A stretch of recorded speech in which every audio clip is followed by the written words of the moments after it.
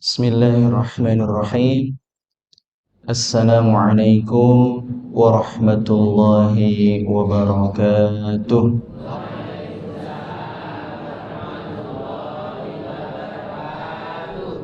Udah semangat, biar tambah semangat saya tambah pantun ibu. Buah semangka, buah nangka, buah mangga, banyak banget. Semoga yang jawab salam termasuk calon penghuni surga. Assalamualaikum warahmatullahi wabarakatuh.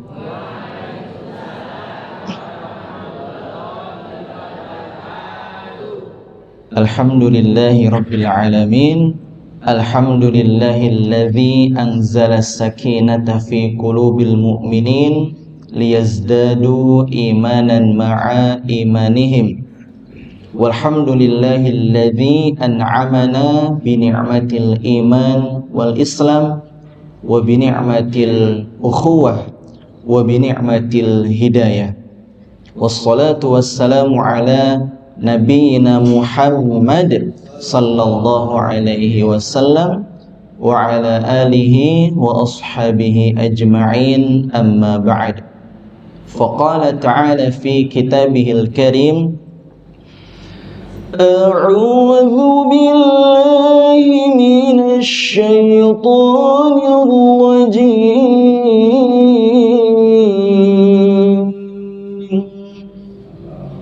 Bismillahirrahmanirrahim.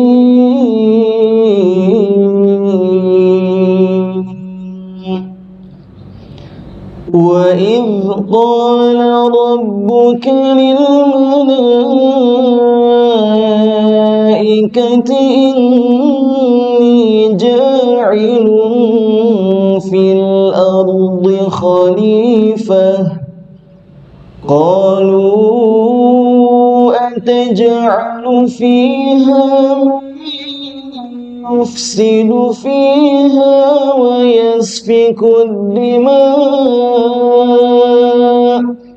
wa nahnu nusabbihu bihamdika wa nuqaddisu lak. Qala inni a'lamu ma la ta'lamun.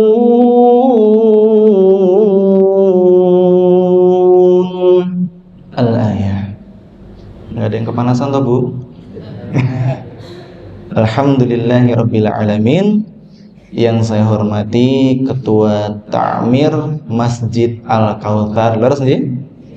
Atau yang mewakili, dan yang saya hormati pula jamaah sholat subuh Masjid Al-Kautsar yang semoga senantiasa mendapatkan rahmat dan hidayah dari Allah Subhanahu wa ta'ala. Amin. Yang pertama, marilah kita senantiasa bersyukur kepada Allah Subhanahu wa ta'ala yang telah memberikan kepada kita berbagai macam bentuk nikmat, di antaranya nikmat iman, Islam, dan hidayah. Wabil khusus pagi hari ini kita pun ditemani dengan rintikan hujan atau gerimis nggih. Alhamdulillah, meskipun gerimis panjenengan semua tetap semangat. Semoga semangat panjenengan semua untuk hadir di majelis ilmu ini menjadi panjenengan semua dan kita dan saya menjadi sebab kita dimudahkan oleh Allah Subhanahu wa ta'ala untuk masuk ke dalam surganya. Amin ya rabbal alamin.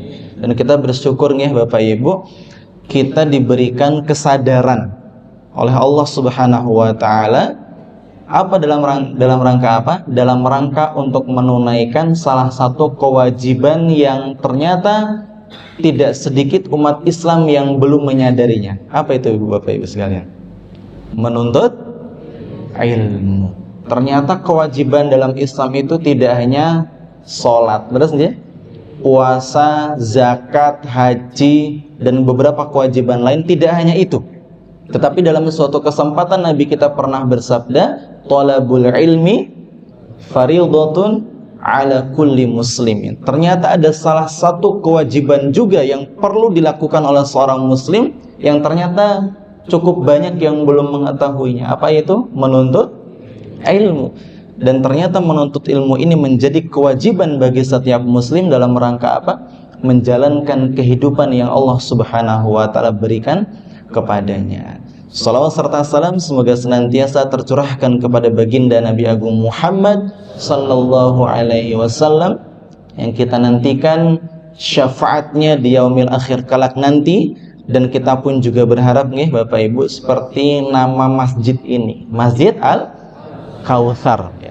Karena salah satu anugerah yang Allah berikan kepada Nabi Muhammad sallallahu alaihi wasallam itu di hari kiamat adalah Allah menganugerahkan suatu telaga ya.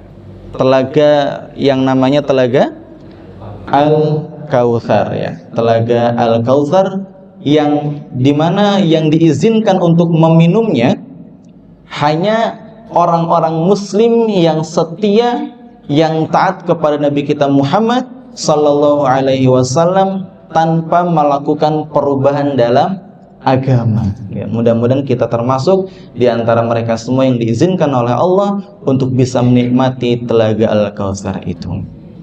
Hadirin dirahmati Allah Subhanahu wa taala. Jamnya kalau nggak salah sudah ganti ya Pak ya. Dulu warna putih terus macet, saya ingat banget nih. Sekarang sudah ganti, alhamdulillah. Ini hadirin dirahmati Allah Subhanahu wa taala, mungkin sebelum masuk ke tema inti, ada satu hal yang sebetulnya ingin saya sampaikan seperti itu, berkaitan dengan kalender Masehi. Kalender Masehi Bapak Ibu, kita menyadari bahwasannya jenis kalender ini adalah salah satu bentuk atau jenis kalender yang banyak digunakan hampir di setiap negara, bahkan tidak terkecuali di Indonesia. Terus ya, pasti rumahnya panjenengan semua juga ada kalender Masehi, Januari, Februari, dan seterusnya. Dimana kita pun sama-sama mengetahui Bapak Ibu, kita sedang berada di penghujung tahun 2023 di bulan Desember, bahkan penghujung hari 31. Otomatis apa? Besok sudah 1 Januari, ganti tahun seperti itu. Cuman permasalahannya Bapak Ibu yang dirahmati Allah Subhanahu wa taala, bagaimana sih gitu ya muslim itu menyikapi terkait dengan adanya pergantian tahun baru? Apakah muslim itu diperbolehkan ikut euforia, ya senang-senang dan lain sebagainya? Banyak sudah dikaji oleh para ulama dan banyak fatwa yang keluar seperti itu, sehingga kita sebagai seorang muslim bisa bijak dalam menyikapi pergantian malam, khususnya malam ya Bapak Ibu, tahun baru Masehi 2023 menuju 2024. Jadi yang pertama yang sebetulnya banyak diwanti-wanti oleh para ulama ya terkait dengan pergantian tahun baru, saya ulang khususkan Masehi seperti, karena kita kan kalendernya banyak digunakan di Indonesia dua, Masehi dan Hijriyah. Nah, untuk kalender Masehi ini para ulama mewanti-wanti kepada kita umat Islam agar tidak berlaku yang namanya tasyabbuh ya. Kenapa Bu? Ya, tasyabbuh ini kan apa Bapak Ibu? Ya, menyerupai Bapak Ibu. Tasyabbuh gitu ya. Maka dalam Quran ya Bapak Ibu, surah Al-Baqarah ayat 120 posisi kanan bagian atas, apa kata Allah? Walan tarda 'ankal yahudu walan nasara hatta tattabi'a millatahum. Jadi Allah Subhanahu wa taala sudah memberikan suatu keterangan jelas Bapak Ibu. Dan sekali-kali orang-orang Yahudi dan Nasrani itu tidak akan pernah ridho dengan kalian hatta tattabi'a millatahum, sampai kita itu umat Islam itu mengikuti milah. Nanti milah ini kalau kita kupas sebetulnya banyak pembahasan Bapak Ibu ya, jalan, metode, cara dan seterusnya. Sehingga Nabi kita pun juga pernah bersabda, la tattabi'anna sanana man kana alladhi qablakum, dan sungguh kalian umat Islam akan benar-benar mengikuti orang-orang sebelum kalian. Dan kemudian para sahabat bertanya, wahai Rasul, Apakah orang Yahudi dan Nasrani seperti itu? Maka Nabi mengatakan, siapa lagi kalau bukan mereka. Dan satu hal atau satu kondisi, keadaan di mana kita dikhawatirkan akan berlaku tasyabuh tadi, menyerupai, yaitu khususnya pada pergantian malam tahun baru Masehi. Ya, sekali lagi Masehi. Di mana kita tahu Bapak Ibu ada salah satu media yang menjadikan penanda pergantian tahun baru, apa itu yang ditiup-tiup namanya? Trompet. Nah, trompet ini ternyata kelihatannya simple, bunyinya gimana Bu? Tret gitu ya, dan seterusnya lah. Nah, ternyata kalau kita bahas trompet ini, meskipun mungkin kita nggak ada niatan untuk apa ya Bapak Ibu, menyerupai, tapi di situ ada suatu bentuk tasyabuh yang banyak kita diantara kita tuh belum menyadarinya. Ternyata trompet ini identik dengan salah satu bentuk perayaan yang dilakukan oleh umat ya Yahudi. Betul sekali.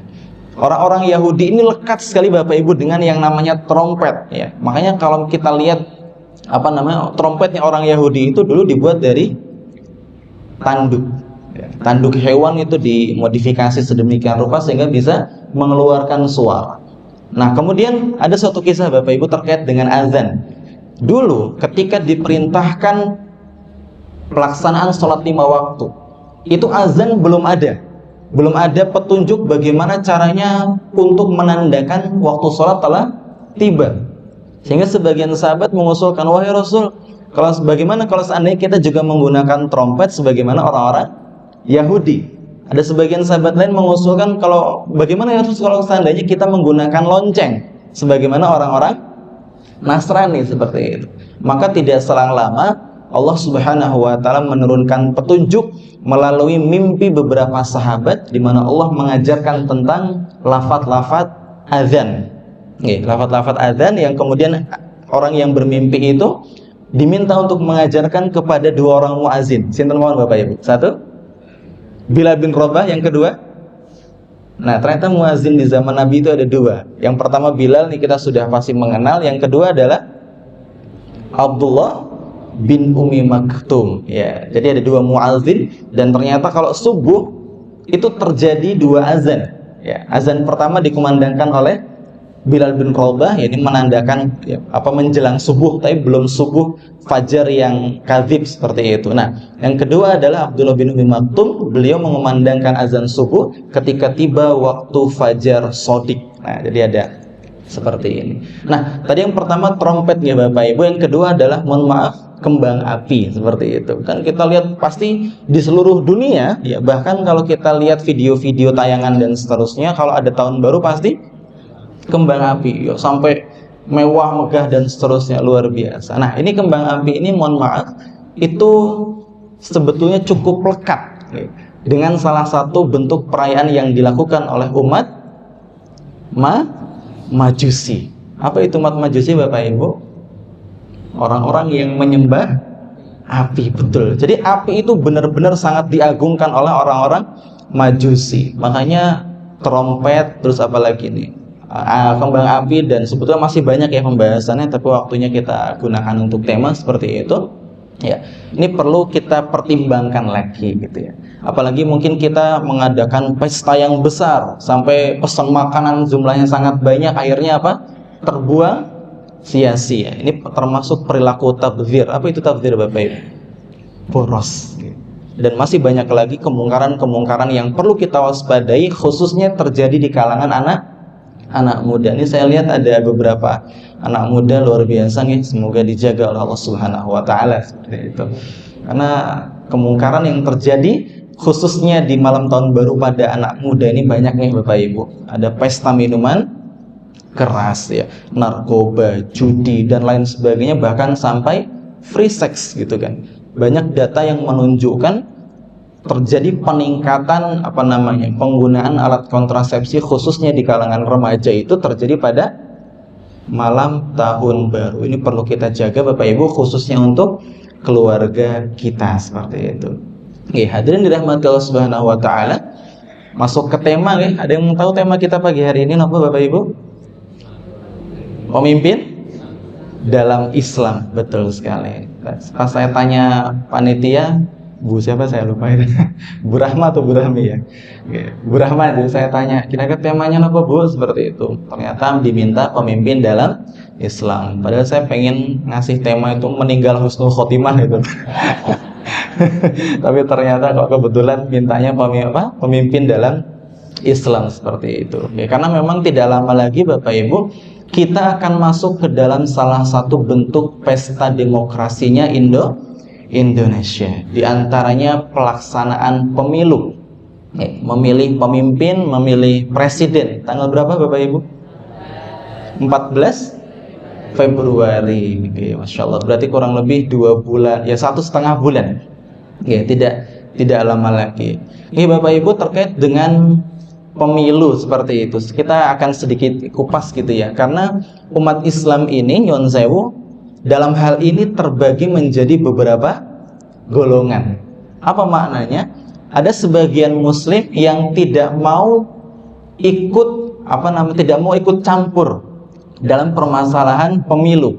Mereka beranggapan, nyuwun sewu, ini saya sebutkan salah satu kelompok, salah satu pendapat seperti itu. Mereka tidak mau sama sekali ikut-ikutan dalam pemilu.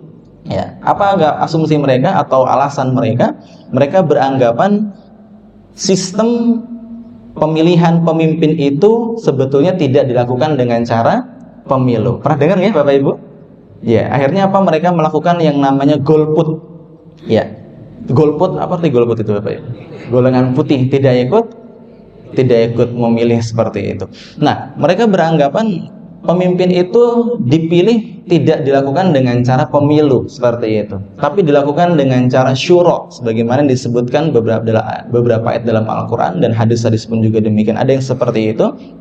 Tapi ada juga yang beranggapan, oh nggak apa-apa ikut pemilu gitu ya, karena kita sistemnya kebetulan di Indonesia ini adalah sistem demokrasi presidensial, sehingga metode dalam menentukan pemimpin itu dilakukan dengan cara pemilu, sehingga fattaqullaha mastata'tum, bertakwa kepada Allah semampu kita. Nah, kurang lebih ada 2 atau 3 dan beberapa pendapat lain yang menyikapi terkait dengan adanya pemilu ini. Tapi Bapak Ibu, kita sebagai seorang muslim jangan sampai dengan hal ini jadi bermusuhan ya.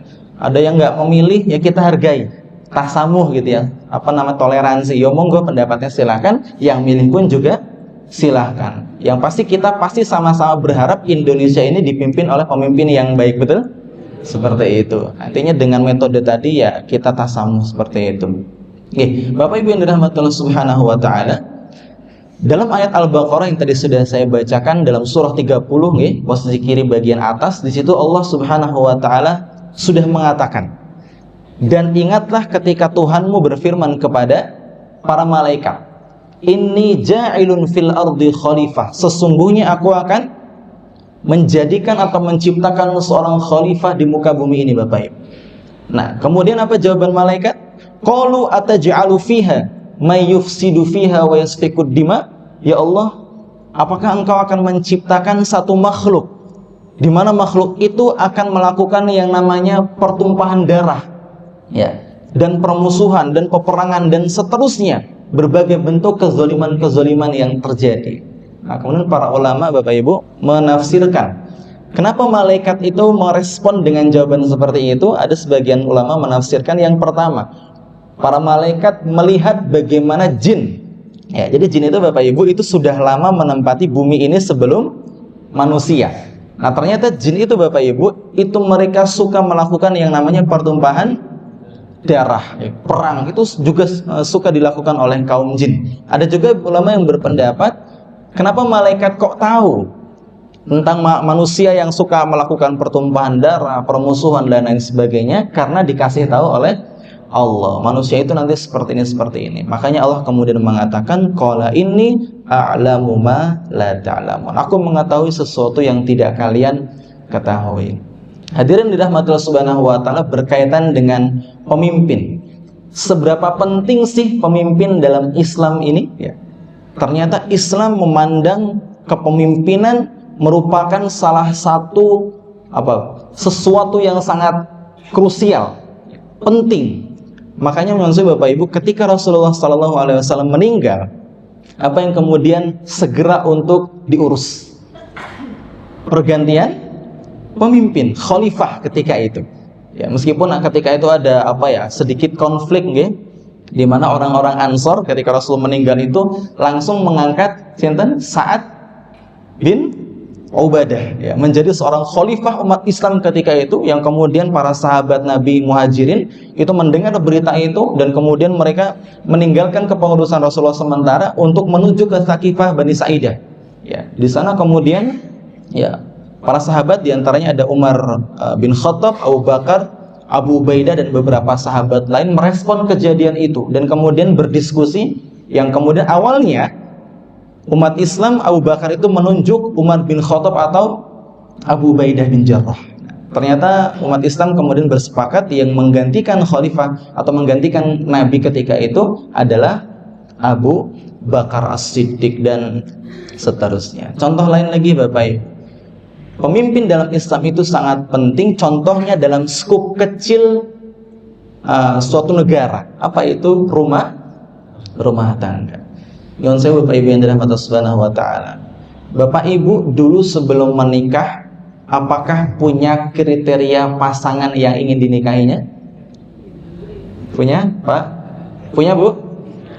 Ibu-ibu ketika milih suami, akan suami ini kan disebutkan dalam surah An-Nisa 34 kan, ar-rijalu qawwamuna 'alan nisa, laki-laki itu pemimpin bagi perempuan, khususnya suami pemimpin bagi istri. Maka pasti ibu-ibu dulu ketika sebelum menikah punya gambaran, saya pengen punya suami yang apa Bu? Ganteng betul. Apalagi Bu? Mapan, pinter nggih Pak nggih. Apa malih Bu? Itu kita tanya ibu-ibu nih, jujur. Ya pokoknya good looking bahasa anak mudanya gitu ya. Dan beberapa kriteria-kriteria lain. Pertanyaannya, suami yang sekarang sesuai dengan harapan nggak Bu? Ya kalau sesuai harapan harus bersyukur ya. Kalau tidak sesuai harapan harap bersabar nih. Kan prinsip Islam kan cuma dua, syukur dan sabar. Makanya Nabi dalam suatu kesempatan Bapak Ibu menyampaikan ya, ajaban li amril mu'min, inna amrahu kullahu lahu khair wa laisa dzalika li ahadin illa lil mu'min.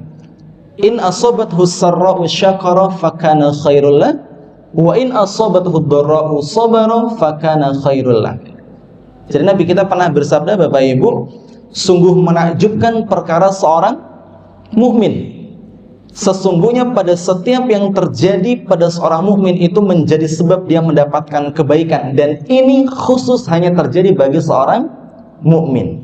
Apa itu? Yang pertama, in asabathu sarra'u syakara. Seorang mukmin itu Bapak Ibu kalau mendapatkan kebahagiaan, ya, kenikmatan, bahkan tadi nih dapat pasangan sesuai dengan yang diharapkan, maka apa yang dilakukan? Bersyukur. Tapi wa in asabathu dharra'u sabara fakana khairul lah. Dan kalau mendapatkan sesuatu yang tidak sesuai dengan yang diinginkan, musibah, ujian dan lain sebagainya, apa yang dilakukan? Bersabar. Fakana khairul lah, dan yang demikian itu baik bagi seorang mukmin. Ya, itu Bapak Ibu. Kalau pemimpin dalam rumah tangga aja penting, memiliki kedudukan yang sangat penting dalam mengatur rumah tangganya, apalagi dalam permasalahan negara. Kita kalau lihat anak-anak yang masih usia belia sudah semangat ngaji, TPA kalau di Indonesia gitu ya, anak-anak SD kelas berapa Mas? Pakai kuku hitam? Atau SMP? Oh kelas 6. Sampingnya? SMA, luar biasa. Saya yakin di balik beliau ini terdapat orang tua yang soleh. Karena enggak tiba-tiba anak itu soleh dapat ini, enggak, karena ada proses, betul Bapak Ibu? Ya, di baliknya ada orang tua yang berusaha untuk memaksimalkan keluarganya itu terbebas dari api neraka. Qalu inna kunna min qablu fi ahlina musyfiqin, dalam surah At-Tur kalau salah. Di situ diterangkan penduduk surga. Di antaranya adalah orang-orang atau keluarga yang ketika hidup di dunia itu taat kepada Allah, takut dari azab Allah Subhanahu wa taala, sehingga famanallahu alaina wa waqana azabas samum, dan sehingga Allah menjaga kita, menyelamatkan kita dari siksa api neraka. Itu pemimpin Bapak Ibu. Nah, sehingga Bapak Ibu yang dirahmati Allah Subhanahu wa taala, terkait dengan kriteria pemimpin. Tadi kita sudah sedikit bahas kriteria pasangan ya, meskipun ada hadis khususnya Bapak Ibu, bagaimana sih umat Islam itu sebetulnya memandang atau kriteria pasangan yang ideal ya kan? Ada dari harta ya Bapak Ibu, apalagi rupa, nasab, baru yang keempat adalah agama. Tapi Nabi mengatakan utamakan agamanya, pasti kalian beruntung. Tapi kita nggak akan bahas tentang nikah nih Bapak Ibu. Seperti itu. Nah, kriteria pemimpin, bagaimana sih Muslim memandang pemimpin itu? Apakah syaratnya harus A, B, C, D?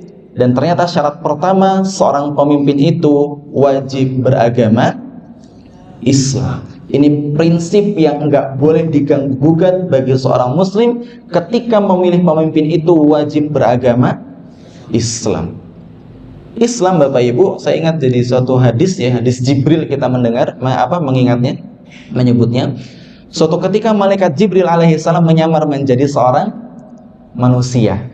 Tiba-tiba menggunakan pakaian putih, rambutnya hitam, duduk mendekat kepada Nabi Muhammad dan mengatakan, "Ya Muhammad, akhbirni anil Islam." Wahai Muhammad, kabarkan kepadaku tentang apa itu Islam. Sehingga orang yang melaksanakan Islam itu disebut sebagai seorang Muslim. Dan ini prinsip ya, pemimpin ini harus memiliki 5 prinsip ini. Apa itu? Al-Islamu an tashhadu an la ilaha illallah wa anna Muhammadar Rasulullah. Pastikan seorang pemimpin itu benar dalam melafadzkan syahadat. Yang pertama, bilisan dulu. Yang kedua, setelah benar dalam lisannya, syahadatnya itu harus diaktualisasikan dalam kehidupan sehari-hari, mencerminkan dia itu benar-benar seorang Muslim. Apalagi nyuwun sewu, Indonesia ini adalah negara yang dimana rakyatnya itu terdiri dari berbagai macam bentuk ideologi. Ada Muslim, ada Kristen, ada apalagi Konghucu, dan beberapa keyakinan lain seperti itu Bapak Ibu. Sehingga Muslim ini harus betul-betul bisa internalisasikan syahadat yang dia sampaikan, yang dia ikrarkan. Dia wujudkan syahadat itu dalam bentuk kebijakan-kebijakan, di mana misalnya ketika ada perayaan non-muslim, dia cukup melakukan toleransi. Ya, sebetulnya tidak perlu untuk ikut nimbrung di situ, masuk ke dalam euforia perayaan-perayaan non-muslim seperti itu, karena muslim itu punya prinsip lakum dinukum waliyadin, seperti itu. Kemudian apa? Wa tuqimus shalah, mendirikan sholat. Pemimpin itu Bapak Ibu harus rajin sholat ya. Jangan sampai kita memilih pemimpin yang tidak rajin sholat. Kalau Allah saja misalnya, Allah saja kewajiban dia kepada Allah dia lupakan, bagaimana kewajiban dia kepada rakyatnya? Itu prinsip dan logikanya seperti itu. Kalau kepada Allah yang lebih tinggi aja dia seenaknya, gak usah sholat dan seterusnya, apalagi kewajiban dia kepada rakyat, janji-janji dan seterusnya, akan besar kemungkinannya tidak ditepati. Wa tuqimus sholata wa zakah ya, wa tasumu Ramadan ya, dia melakukan zakat, kemudian puasa, ini wajib nih, dan kemudian wa tahajju ila baitillah in istata'ta ilaihi sabila, dan menunaikan ibadah haji. Ini prinsip seorang muslim. Sehingga nyuwun sewu, muslim itu kalau di Indonesia kita mengenal dengan istilah yang namanya muslim atau Islam KTP gitu ya. Apa itu Islam KTP Bapak Ibu? Ya. KTP-nya Islam tapi tindakannya gitu, tidak sholat, tidak zakat, tidak puasa dan seterusnya. Maka ini perlu juga kita waspadai. Mana pemimpin yang maksudnya ada pemimpin yang kalau misalnya dia kelihatan sekedar Islam KTP, ini perlu kita warning, kita waspadai seperti itu. Ya karena tadi Islam ini harga mati ya. Kalau kita kan di Indonesia mengenal NKRI, harga mati, maka Islam pun juga demikian. Memilih pemimpin muslim itu adalah harga mati, seperti itu. Makanya dalam surah Ali Imran Bapak Ibu, di sini sudah saya siapkan Ali Imran ayat 28. Di sini ada ayat yang secara jelas Allah katakan, la yattakhidhul mu'minuna al-kafirina awliya'a min dunil mu'minin wa may yaf'al dzalika falaysa minallahi fi syai'in illa an tattaqu minhum tuqah wa yuhadzirukumullahu nafsa wa ilallahil masir. Allah Subhanahu wa taala berfirman Bapak Ibu, janganlah orang-orang yang beriman ini menjadikan orang-orang kafir sebagai pemimpin, melainkan orang-orang yang beriman. Barang siapa yang berbuat demikian, niscaya dia tidak akan memperoleh apapun dari Allah kecuali karena siasat menjaga diri dari sesuatu yang engkau khawatirkan dari mereka. Bapak Ibu, kita mengingat kisah Ammar bin Yasir, ya.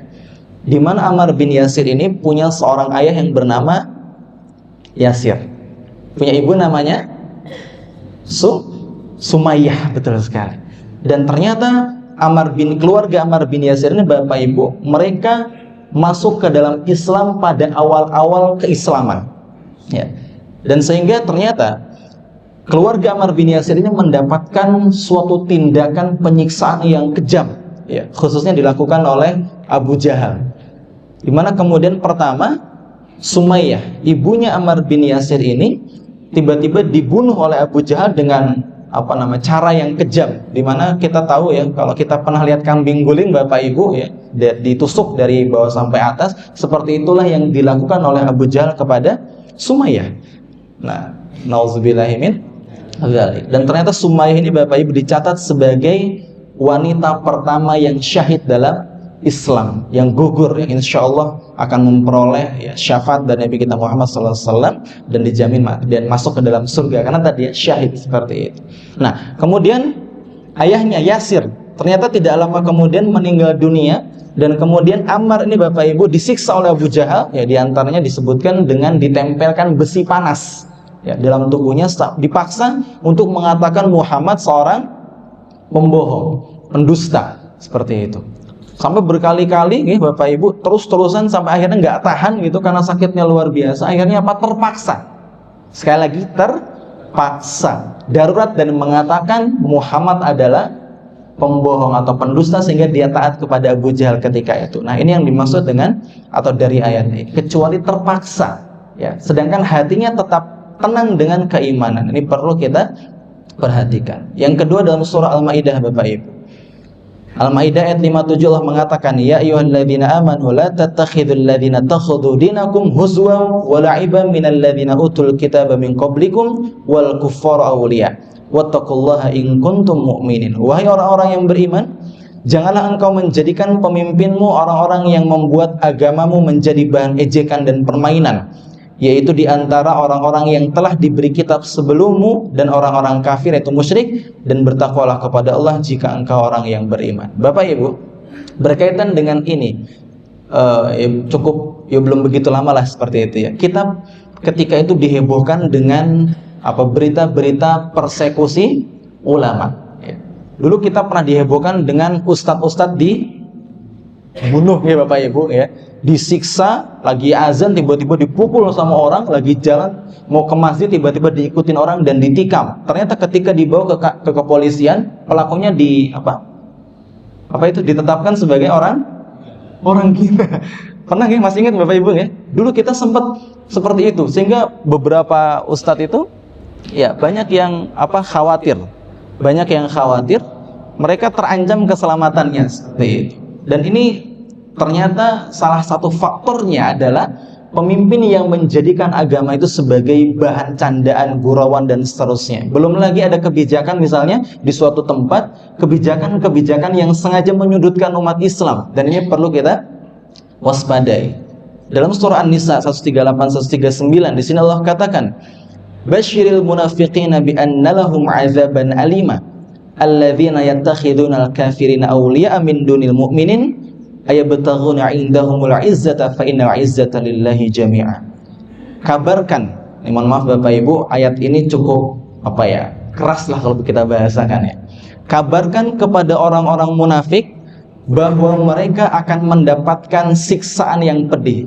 Mohon maaf Bapak Ibu, orang munafik itu lahiriahnya Islam, tapi dalamnya tidak seperti yang diwujudkan dalam lahiriahnya. Makanya Nabi pernah bersabda terkait dengan tanda-tanda orang munafik. Ada berapa Bapak Ibu? Satu riwayat mengatakan 3, satu riwayat mengatakan 4 ya. Di mana Nabi mengatakan ayatul munafikina 3. Idza hadatsa kadzaba wa idza wa'ada akhlafa wa idza tumina khana. Betul. Ciri orang munafik itu 3. Yang pertama, ketika berkata dia berdusta. Wa idza wa'ada akhlafa, kalau berjanji dia khianat, betul, mengingkarinya. Mengingkari janji. Wa idza tumina khon, kalau diberi kepercayaan dia berkhianat tadi. Nah, ini Allah mengatakan berikan kabar gembira kepada orang-orang munafik, mereka akan mendapatkan azab yang pedih. Siapa itu? Yaitu orang-orang yang menjadikan orang-orang kafir sebagai pemimpin dengan meninggalkan orang beriman. Apakah mereka mencari kekuatan di sisi orang kafir itu? Ketahuilah bahwa semua kekuatan itu milik Allah. Jangan sampai Bapak Ibu, mungkin karena kita memiliki kedekatan dengan seorang, mohon maaf, non muslim misalnya, dan dia kemudian mencalonkan dia sebagai pemimpin, kita mendukung dia dengan harapan ketika dia menjadi pemimpin kita mendapatkan manfaat atau balasan. Ya, jangan sampai ini kita lakukan karena kita bisa tercap sebagai orang yang munafik, dan ini tidak main-main. Ternyata digolongkan sebagai orang munafik, di mana Allah katakan dalam surah Al-Maidah, innal munafiqina fid darqil asfali minan nar. Ya, orang-orang munafik itu akan ditempatkan bahkan di keraknya neraka. Nauzubillahi min dzalik.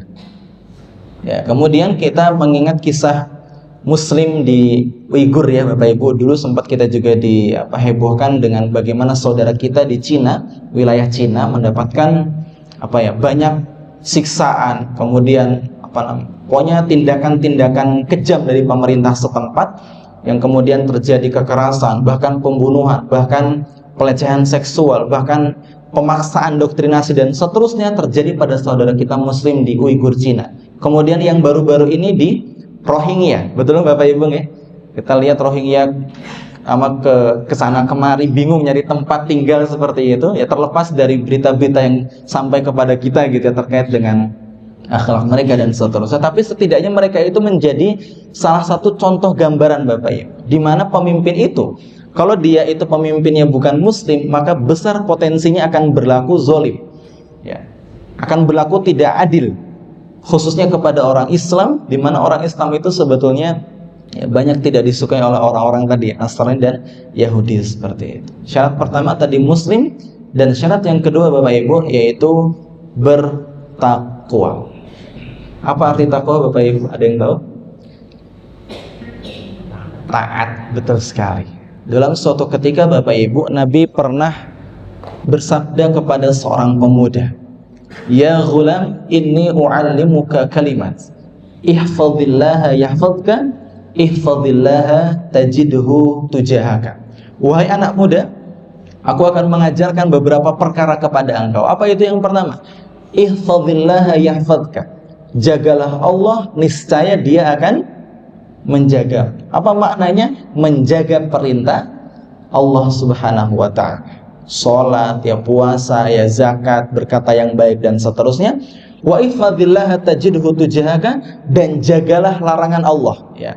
Minum-minuman keras ya, dan beberapa larangan-larangan lain, maka engkau pasti akan mendapati Allah senantiasa ada di hadapan ya. Makanya Bapak Ibu, kalau kita doa, kok misalnya doa kita belum juga diijabah oleh Allah Subhanahu wa ta'ala, bisa jadi ada, mohon maaf, kemaksiatan yang terjadi pada diri kita sehingga menghalangi doa kita itu dikabulkan oleh Allah. Kalau kita mau doa kita diijabah oleh Allah, salah satu diantaranya adalah menjauhi maksiat.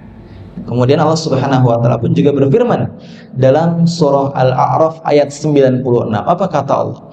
Walau anna ahlal qura amanu wattaqau la fatahna alaihim barakatin minas sama'i wal ardh.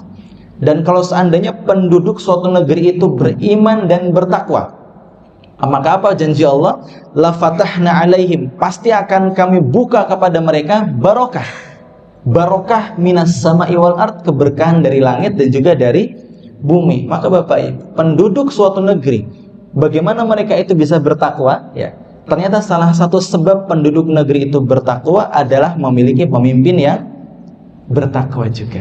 Tadi sudah saya ibaratkan keluarga, di mana anak-anak itu kok bisa, di mana anak-anak lain Bapak Ibu ya, anak-anak lain seusianya itu asyik dengan handphone. Kan kita kalau kemana-mana lihat anak kecil bawaannya megang handphone gitu kan, dan seterusnya gitu kan. Tapi kok ada anak yang luar biasa, nggak dekat sama handphone, tapi dekatnya sama Al-Quran, ngaji ya, pagi ikut berangkat sholat subuh, sorenya TPA dan seterusnya. Maka ternyata hal itu dipengaruhi oleh pemimpin. Siapa pemimpinnya? Orang tua, khususnya ayah tadi.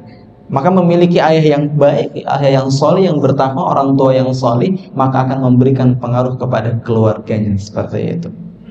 Dan dalam surah At-Talaq, Bapak Ibu, kita sudah mengetahui ada 5 janji Allah. Ini sudah terang, ini sampai jam berapa Bapak Ibu?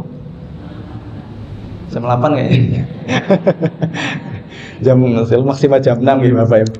Ini baru syarat kedua, baru kriteria kedua ini. Oke. Jadi dalam surah At-Talaq surat ke-65 ya. Di situ Allah memberikan 5 janji Bapak Ibu bagi orang yang bertakwa. Apa kata Allah? Wa may yattaqillaha yaj'al lahu makhraja. Ini pasti kita sudah banyak yang hafal. Kita kalau misalnya punya masalah Bapak Ibu, jangan kita datangin ke siapa? Dukun. Atau bahasa sekarang, karena kalau dukun itu pasti konotasinya negatif, kita kemudian banyak mendengar dengan istilah orang pinter gitu ya Pak ya. Yuk kita datang ke ini, dia pinter, punya masalah ceritakan nanti dapat solusinya. Jangan ya.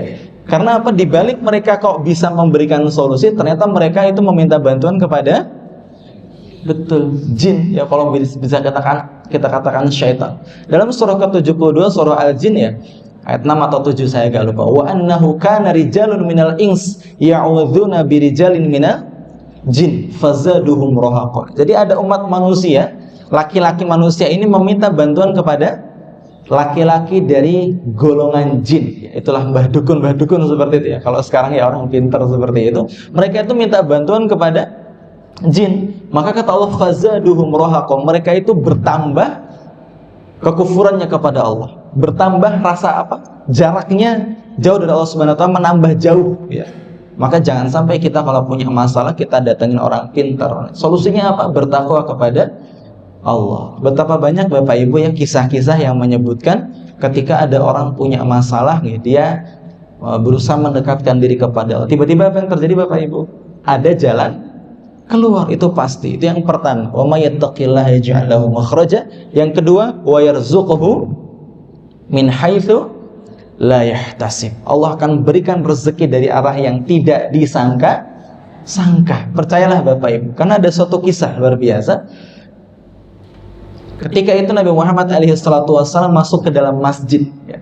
Tiba-tiba ketika masuk ke dalam masjid, beliau menjumpai salah seorang sahabat bernama Abu Umamah. Kemudian Nabi mengatakan, wahai Abu Umamah, mengapa engkau berada di masjid padahal sekarang kan bukan waktu sholat?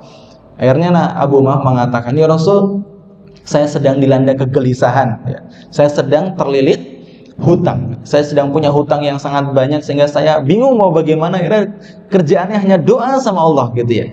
Maka kemudian Nabi mengatakan, wahai Abu Umamah, maukah aku ajarkan dengan satu doa yang apabila engkau berdoa dengan lafaz itu, Allah pasti menghilangkan kesedihanmu dan melunasi hutang-hutangmu? Bala ya Rasulullah, tentu. Maka Nabi mengatakan atau mengajarkan doa, Allahumma inni a'udzubika minal hammi wal hazan, wa a'udzubika minal ajzi wal kasal, wa a'udzubika minal jubni wal bukhl, wa a'udzubika min ghalabati daini wa qahrir rijal. Itu doa. Sepertinya kita semua sudah sering mendengar doa itu, dan ini adalah doa Bapak Ibu yang bisa kita ucapkan ketika kita memiliki masalah, khususnya hutang piutang seperti itu. Ini salah satu doa yang bisa kita amalkan ketika kita melafadzkan kepada Allah, mendoakan kepada Allah, meminta kepada Allah dengan yakin, pasti Allah akan memberikan jalan keluar kepada kita dan melunasi hutang-hutang kita. Dari mana? Min haitsu la yahtasib, dari arah yang tidak disangka-sangka. Bahkan guru saya pernah mengatakan, salah satu guru saya mengatakan, ada suatu kisah luar biasa. Ada seorang yang sedang membutuhkan dana Bapak Ibu, katakanlah 15 juta untuk persalinan istrinya karena tidak dilakukan secara normal, karena ada sesuatu. Akhirnya dia karena kebetulan nggak punya uang segitu, dia minta sama Allah ketika itu berdoa di Masjidil Haram ya, di Mekah. Dia doa, ya Allah gini-gini dan seterusnya. Dan bukan orang Indonesia lah ya, bukan orang Indonesia. Nah di sana doa. Dan kemudian ada seorang ulama yang melihat, wahai fulan, kenapa engkau berdoa sampai seperti itu gitu ya, nangis-nangis dan seterusnya. Ada cerita, wahai syekh, saya membutuhkan uang sekian untuk biaya persalinan istri saya dan seterusnya. Maka syekh itu mendoakan supaya Allah memberikan kemudahan. Dan ternyata tidak lama dari itu Bapak Ibu, syekhnya keluar. Tiba-tiba syekh itu ditemui oleh salah seorang yang ingin membayar zakat mal. Ya. Kemudian ditanya, berapa zakat yang ingin kau bayarkan? Katakanlah berapa? 15 juta. Maka seketika ulama itu menangis nih Bapak Ibu. Dan kemudian orang ini bingung yang membayar zakat tuh. Ini saya mau bayar zakat kok malah nangis gitu. Ditanya, wahai syekh, kenapa engkau menangis? Nah, kemudian ditunjukkan kalau wahai fulan, kalau engkau ingin bayar zakat, coba engkau datangi orang itu. Dia masih ada di Masjidil Haram. Akhirnya betul didatangi, kemudian diceritakan, wahai fulan, saya ingin bayar zakat sekian. Terus dan orang ini pun juga menceritakan, saya punya masa sekian, dan akhirnya ketemu. Itulah salah satu contoh ya. Masih banyak contoh lain Bapak Ibu dalam kehidupan kita, di mana orang-orang yang bertakwa pasti Allah akan berikan rezeki dari arah yang tidak disangka-sangka. Wa may yattaqillaha yaj'al lahu min amrihi yusra. Yang ketiga nih, orang yang bertakwa kepada Allah itu Allah akan memberikan kemudahan dalam setiap urusan-urusannya. Percayalah Bapak Ibu, orang yang bertakwa itu nggak perlu pakai suap menyuap gitu ya. Di tempat pekerjaan dia pengen karirnya bagus ya. Dia nggak perlu pakai jalan-jalan yang negatif ya. Rishwah, suap dan seterusnya, nggak perlu. Cukup bertakwa sama Allah, pasti Allah akan memberikan kemudahan. Apapun urusan kita ya, dan tanpa kita sadar ternyata kemudahan yang kita rasakan Bapak Ibu ternyata disebabkan karena kita melakukan ketaatan kepada Allah. Yang keempat, wa may yattaqillaha yukaffir anhu sayyi'ati. Allah akan ampuni dosa-dosanya, wa yu'zim lahu ajra, dan melipat gandakan balasan pahala atas apa yang sudah dia lakukan. Ini banyak kisah-kisah juga Bapak Ibu. Yang ketiga Bapak Ibu, syarat atau kriteria menjadi seorang pemimpin ini harus berilmu. Nyuwun sewu Bapak Ibu. Ada yang di sini profesinya menjadi seorang petani, ada? Kira-kira bertani, menanam padi itu butuh ilmu buatan Bapak Ibu? Berdagang, punya toko atau jualan di pasar, butuh ilmu buatan Bapak Ibu? Naik kendaraan, butuh ilmu buatan Bapak Ibu?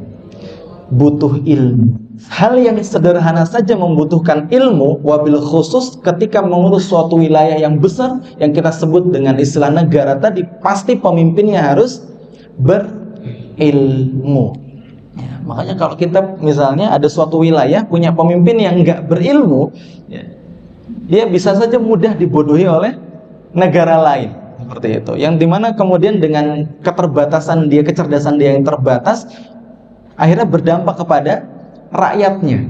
Ada kemudian pokoknya banyaklah ya Bapak Ibu resiko-resiko gitu yang terjadi kalau seandainya ada suatu wilayah itu memiliki pemimpin yang tidak berilmu ya, bahasa Inggrisnya misalnya dan seterusnya, pengetahuannya dan seterusnya, karena pemimpin itu mengurusi negara yang sangat besar, otomatis dia harus memiliki wawasan yang luas ya, pengetahuan yang banyak, yang bahkan kalau kita mengingat salah satu sifat wajib bagi Rasul adalah fatonah. Betul. Apa artinya Bapak Ibu fatonah itu? Cerdas ya. Cerdas. Ini wajib dan harus ada pada diri seorang pemimpin. Makanya kata Allah dalam surah Al-Mujadalah surat ke-58 ayat 11 ya, Allah mengatakan yarfa'illahu alladhina amanu minkum walladzina utul ilma darajat. Allah akan mengangkat derajat orang-orang yang beriman di antara kalian dan juga orang-orang yang berilmu beberapa derajat. Apa maknanya? Orang-orang yang berilmu itu akan diangkat menjadi seorang pemimpin, salah satu maknanya ya. Jadi orang-orang yang berhak gitu ya mendapatkan kepemimpinan, kedudukan itu wajiblah orang-orang yang beriman dan berilmu. Dalam surah Al-Baqarah Bapak Ibu ayat 247, di situ dikisahkan tentang peristiwa yang luar biasa, khususnya terjadi pada Bani Israel ya. Kita nggak akan bahas Israel sekarang Bapak Ibu terlalu panjang dan luas guys, sampai sekarang pun belum selesai. Ternyata kita doakan saudara kita yang di Palestina mendapatkan pertolongan dari Allah Subhanahu wa taala. Bapak Ibu, amin. Bani Israel Bapak Ibu ketika ditinggal wafat oleh Nabi Musa dan Harun ya, mereka ternyata ketika itu hidup pada pemerintahan atau dinasti Bukhtanasar namanya. Ternyata Bukhtanasar ini dinasti yang dimana pemimpinnya itu adalah pemimpin yang kejam, yang zalim, dimana mereka banyak melakukan tindakan-tindakan kejahatan kepada Bani Israel ya, menculik anak-anak Bani Israel, kemudian memperlakukan Bani Israel ini sebagai budak dan seterusnya. Akhirnya apa? Allah mengutus seorang nabi dari kalangan mereka yang bernama Nabi Syamuel, ya, atau biasa kita kenal dengan sebutan Nabi Samuel, Bapak Ibu. Ini Nabi Samuel ini nggak ada di 25 Nabi dan Rasul. Jadi ternyata kalau ada suatu riwayat, Nabi itu Bapak Ibu jumlahnya sekitar 120-an ribu Nabi. Kalau Rasul berapa Bapak Ibu? 300-an. Nah, ternyata dari 25 yang kita hafalkan itu masih banyak lagi yang belum kita ketahui seperti itu. Dan diantaranya Nabi Syamuel tadi atau Nabi Samuel yang Allah kemudian angkat beliau menjadi seorang nabi dan kemudian memberikan solusi. Akhirnya apa? Terjadi dialog antara pembesar Bani Israel dengan Nabi Syamuel tadi. Wahai Nabi Allah, tolong angkat kepada kami seorang pemimpin di mana kami akan berperang bersama pemimpin itu memerangi orang-orang zalim, ya, dinasti Bukhtanasar tadi. Kemudian akhirnya apa? Dengan petunjuk Allah Subhanahu wa taala, Nabi Syamuel tadi menunjuk salah satu orang laki-laki menjadi seorang raja. Sinten kira-kira Bapak Ibu? Tolut. Nah, siapa itu? Raja Tolut yang kemudian ketika sudah ditunjuk, baiklah saya akan pilih satu pemimpin dengan petunjuk Allah. Siapa dia? Namanya adalah Tolut. Ya, akhirnya apa? Setelah tahu namanya, wah ini kayaknya kode ini. Nah, ternyata Tolut itu Bapak Ibu lahir dari keluarga yang mohon maaf secara finansial dan ekonomi itu biasa-biasa saja. Beda dengan pembesar Bani Israel tadi. Dan mereka pun bukan dari Raja Tolut itu bukan keturunan dari orang-orang yang mulia. Ya. Karena kan ada 12 suku di Bani Israel ya, seperti itu dan ceritanya panjang. Intinya mereka tidak sepakat dengan penunjukan Tolut sebagai raja. Seperti itu, sebagai raja. Akhirnya apa? Kemudian Nabi Syamuel mengatakan sesungguhnya Allah mengangkat Raja Tolut ini berdasarkan apa? Bastotan fil ilmi wal jismi. Kelebihan yang Allah berikan dalam masalah ilmu. Ya, akhirnya apa? Kemudian Raja Tolut pun dinobatkan sebagai seorang raja. Mereka berangkat untuk menuju medan peperangan. Di mana di perjalanan mereka menemukan suatu sungai ya, Bapak Ibu. Sungai di mana ujiannya itu apa Bapak Ibu? Mereka tidak boleh minum air sungai itu. Padahal kondisi ketika itu sangat panas sekali. Kecuali apa? Satu cidukan. Ya, satu cidukan saja. Tetapi ternyata dari sekian puluh ribu ya atas pemuda, ya, kalau nggak salah 7.000 atau 70.000, ternyata yang bisa bertahan untuk tidak minum hanya sedikit saja. Yang lain pada minum dan ternyata dengan meminum itu justru menjadi lemas. Ya, padahal kan asumsinya kalau orang haus minum air putih dia menjadi kuat, tetapi karena bentuk ujian dari Allah, mereka yang minum air sungai itu menjadi lemah, nggak berdaya, malah nggak bisa ikutan perang. Akhirnya mereka tertinggal, mereka terus berjalan dengan jumlah yang berkurang cukup banyak. Ya, akhirnya melihat pasukannya tambah sedikit, orang-orang mengatakan, wah ini kita nggak akan mungkin bisa menang. Padahal pasukannya Raja Jalut ya, Raja Jalut itu pasukannya besar dan kuat-kuat. Kita kalau punya pasukan seperti ini gak akan menang. Tapi ternyata ada satu orang yang Allah berikan petunjuk kepadanya. Dia mengatakan, kam min fi'atin qalilatin ghalabat fi'atan katsiratan biiznillah. Betapa banyak kelompok kecil bisa mengalahkan kelompok besar dengan izin Allah Subhanahu wa taala. Dan ternyata benar Bapak Ibu, pada peperangan yang terjadi antara Raja Jalut dengan Raja Tolut ternyata dimenangkan oleh pasukannya Raja Tolut. Dengan meninggalnya Raja Jalut dibunuh oleh Nabi Daud. Oh, ini ut-ut semua ini. Nah, pokoknya kisahnya panjang sekali. Itulah salah satu berkah suatu kaum atau suatu negara itu memiliki pemimpin yang berilmu. Kemudian Bapak Ibu yang keempat, ini ada 5 tapi kita akan ringkas ya. Keempat, pemimpin yang adil. Pemimpin itu wajib adil di mana Allah mengatakan innallaha ya'murukum an tu'addul amanati ila ahliha wa idza hakamtum bainan nasi an tahkumu bil adl.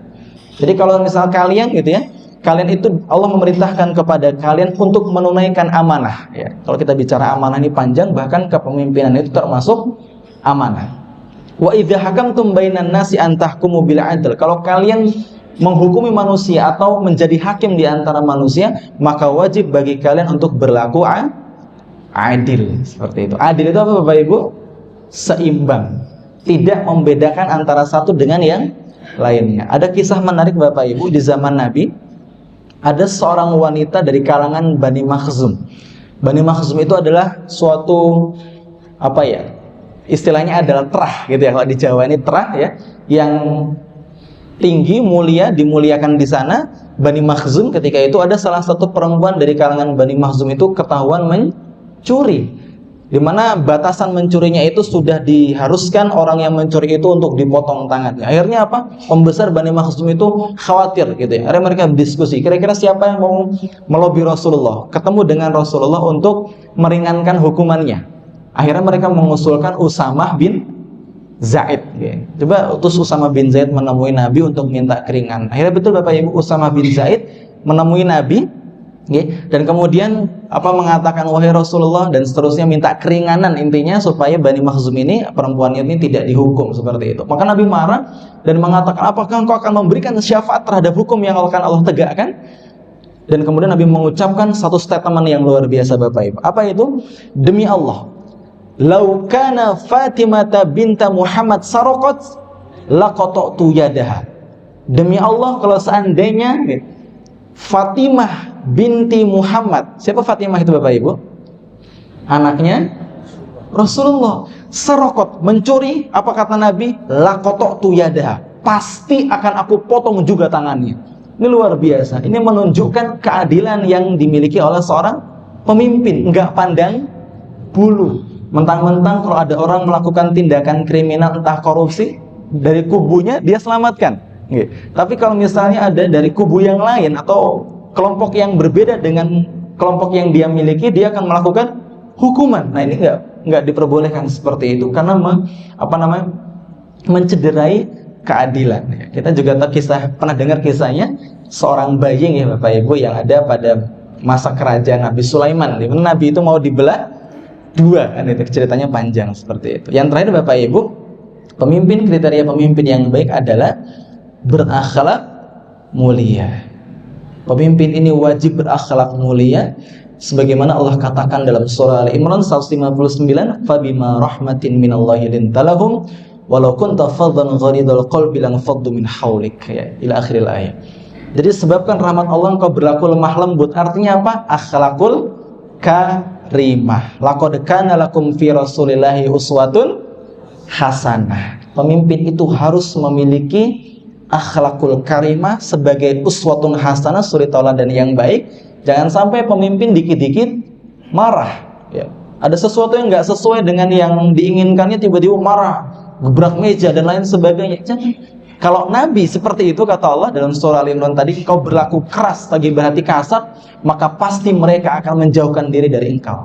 Maka pemimpin itu wajib berakhlakul karimah. Nah, sebagai contoh bentuk representasi Bapak Ibu pemimpin 5 kriteria tadi, apa Bapak Ibu? Yang pertama muslim, yang kedua bertakwa, yang ketiga berilmu, yang keempat adil, yang kelima akhlak mulia. Nah, ini kurang lebih ada 5 ya, meskipun mungkin masih banyak kriteria-kriteria lain, setidaknya 5 ini kita ingat-ingat betul ya. Wabil khusus mungkin sebentar lagi kita akan melakukan pemilu. Dari berapa paslon Bapak Ibu?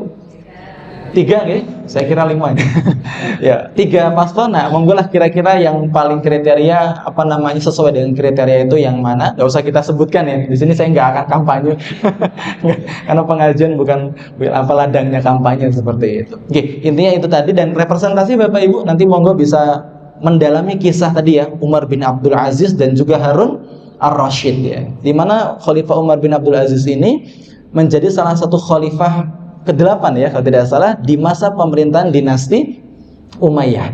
Kita tahu kisahnya luar biasa deh, kalau kita ceritakan nanti jam 8 baru selesai. Intinya Bapak Ibu luar biasa dengan kepemimpinan yang hanya singkat, kurang lebih 2,5 tahun ya. Kalau di Indonesia kan berapa? 5 tahun. Dengan 2,5 tahun itu Bapak Ibu, Umar bin Abdul Aziz bisa merubah kurang lebih sekitar 180 derajat ya.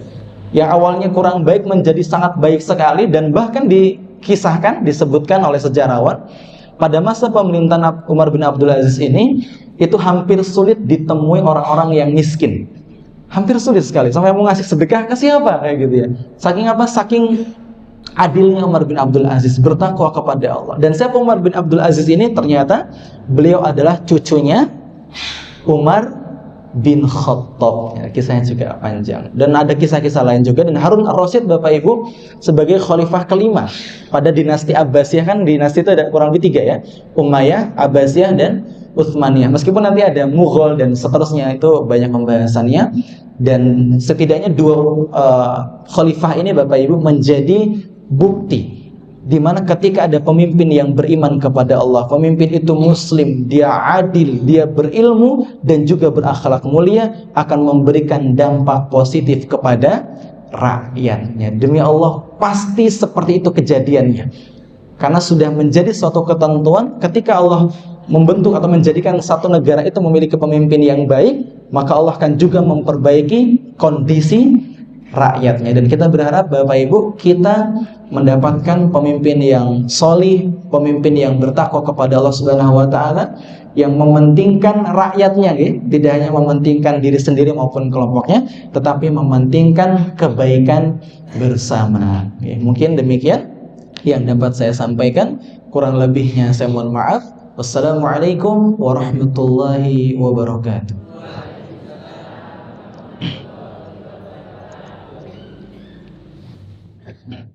Bismillah.